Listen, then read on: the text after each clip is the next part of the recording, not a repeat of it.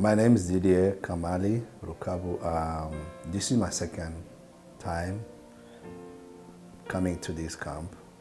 The first one was in spring, and this one, yeah. I found it through Pastor Paul. That's how we learned about it. I attend a church called Crosspoint, and we are partner to the DRCC church, and that's how we learned it from Pastor Paul.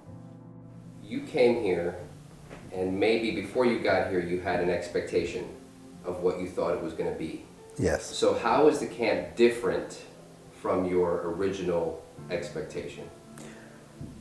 Yeah, you're right, because my expectation was like a traditional men retreat where I will have some facilitators who come and teach us about something related to men and how men should behave, Christian men should be.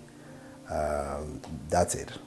I didn't expect these rich, interactive, engaging camp, because this is totally different from my expectation, because even if you look at the three main subjects that's leading this camp, from the creation of man, the love of God, the battle that we are fighting, and up to how we rescue our beauties. So that was by itself very rich. And the facilitation, it's really different from what we used to, you know. But mostly I like the parts where you have a silent moment. You go in your corner, talk to your God, and say, "This is me. See me naked. I'm no longer that person that people think I am, because I know myself better, but you know me.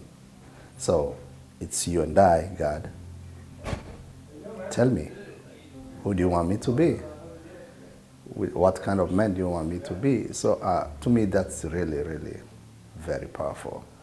And in this special camp, this edition was so powerful to me, because that I heard that voice. I really heard something that's talking to me. I could feel it, like I'm in connection with God, telling me, you show yourself like this, but you are like that, and this is how you should be. I like the part where I can see my weaknesses and admit it, because the complicated part of it is to admit it. You want to hide your weakness part, like the weak side of yourself, you want to hide it. But when you are with God, you don't need help, because He already knows, So I was very honest with my God, and I'm glad that I'm not ashamed of my sins, or I'm not ashamed of my anything wrong, because I know He's love.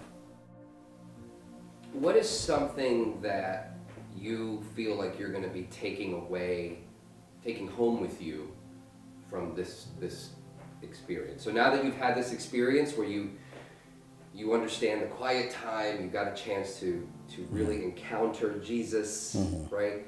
Tell me something that you're going to take home with you. What are you taking away from this camp this time?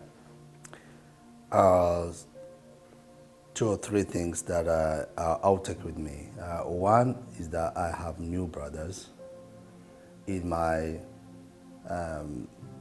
group. We are ushers. That's our group, and we are 5 of us, and we commit ourselves to stay brothers. And I'm so happy, because 2 of them are going to be baptized today. So what a joy. That's one. 2, I tried very hard last time to invite more men to come, because I think all men need this. We all are wounded, we all have our issues, but I think getting together, learning from each other is more powerful than anything you can learn out there. So I'll invite more people, more men to join us, and I'll put more effort than what I did this time. Lastly, I'll continue to be in touch with the leaders.